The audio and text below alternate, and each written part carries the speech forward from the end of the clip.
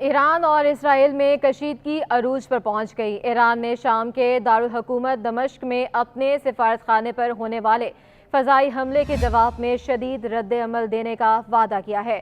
اس حملے میں پاسداران انقلاب کے 7 اراکین سمیت مجموعی طور پر 13 افراد جاں بحق ہوئے، جن میں 6 شامی شہری بھی شامل ہیں۔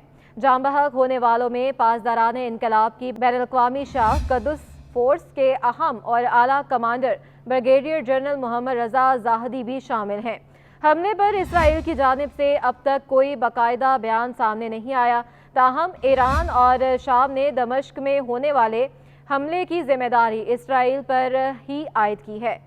دمشق میں ہونے والے فضائی حملے کے بعد ایرانی حکومت کے اعلیٰ عہدیداران کی جانب سے شدید تنقید سامنے آئی اور اسرائیل کے خلاف جوابی کارروائی کی دھمکیاں دی گئیں۔ ایران کے رہبر علی خامنائی نے خبردار کیا کہ ایران بھی ملتی جلتی کارروائی کرے گا اور اس جرم کا ارتکاب کرنے والوں کو افسوس ہوگا۔ ایرانی صدر ابراہیم رئیسی نے اس حملے کو غیر انسانی، جارحانہ اور بدترین فعل قرار دیتے ہوئے کہا کہ اس کا جواب ضرور دیا جائے گا۔ ادھر ایران کے وزیر خارجہ نے اپنے شامی ہم منصب سے فون پر بات چیت کی ہے اور دمشق میں ہونے والے حملے کو تمام بین الاقوامی قوانین اور ضوابط کی خلاف ورزی قرار دیا ہے۔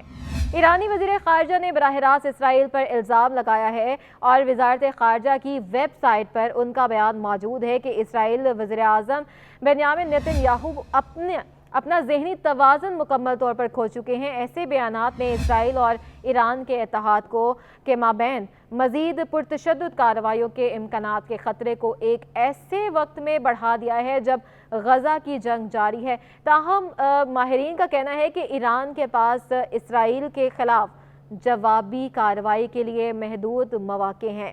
ماہرین کے مطابق ایران عسکری صلاحیت اور معاشی اور سیاسی صورتحال کی وجہ سے اسرائیل سے بڑا تنازع مول نہیں لے سکتا، لیکن اپنے عوام کو مطمئن کرنے کے لیے اور خطے کے اتحادیوں میں اپنی ساکھ کو محفوظ رکھنے کے لیے ایران کو کسی قسم کا جواب دینا ہوگا۔ کچھ تجزیہ کاروں کا خیال ہے کہ ایران یورینیم کی افزودگی کر رہا ہے اور اس معاملے میں آگے بڑھ رہا ہے اور ایران کے لیے 50 بیلسٹک میزائل داغ کر 100 اسرائیلیوں کو ہلاک کرنے سے زیادہ اپنا دفاع مضبوط کرنا یعنی جوہری بم حاصل کرنا اہم ہے۔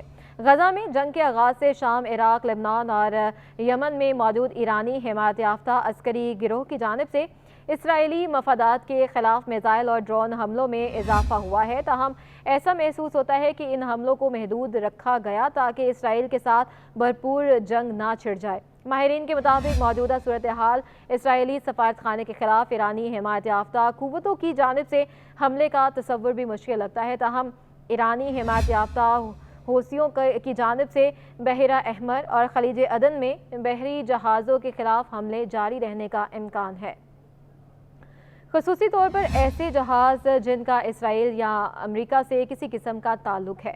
ایسی صورتحال میں سوال پیدا ہوتا ہے کہ کیا ایرانی حمایت یافتہ حزب اللہ، جو پہلے ہی لبنان کی شمالی سرحد پر اسرائیل سے جھڑپوں میں مصروف ہے، دمشق حملے کا جواب دے سکتی ہے؟ حزب اللہ دنیا کی ایک بڑی غیر سرکاری عسکری طاقت ہے اور آزادانہ تخمینوں کے مطابق اس کے جنگجوؤں کی تعداد 20,000 سے 50,000 کے قریب ہے، جن کی اکثریت شام کی خانہ جنگی میں شرکت کے باعث تربیت یافتہ اور عسکری اعتبار سے تجربہ کار بھی ہے۔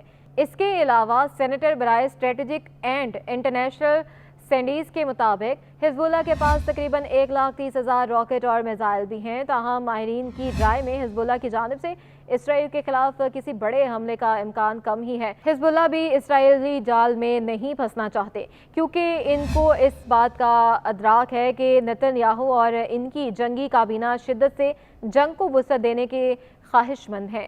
نیتن یاہو کا مستقبل غزہ میں جنگ جاری رہنے اور حزب اللہ اور ایران کے ساتھ بھی جنگ چھڑنے سے جڑا ہے۔ ماہرین کا خیال ہے کہ ایران اسرائیل سے جنگ کا خطرہ مول لینے کی بجائے علامتی رد عمل دکھائے گا۔ ایران ایسے علامتی حملے کرنے کا ماہر ہے جسے اس نے اپنے سب سے اہم عسکری کمانڈر قاسم سلیمانی کی ہلاکت کے بعد کی۔ ان کا اشارہ ایران کی جانب سے 8 جنوری 2020 کو عراق کے الاسد فضائی اڈے پر ہونے والے بیلسٹک حملوں کی جانب تھا۔ ایران نے بغداد میں ایک امریکی ڈرون حملے میں پاسداران انقلاب کے کمانڈر قاسم سلیمانی کی ہلاکت کے جواب میں الاسد اڈے کو نشانہ بنایا تھا، لیکن اڈے پر موجود کوئی امریکی فوجی اس حملے میں ہلاک نہیں ہوا تھا اور چند خبروں کے مطابق امریکی فوج کو حملے سے قبل خبردار کر دیا گیا تھا۔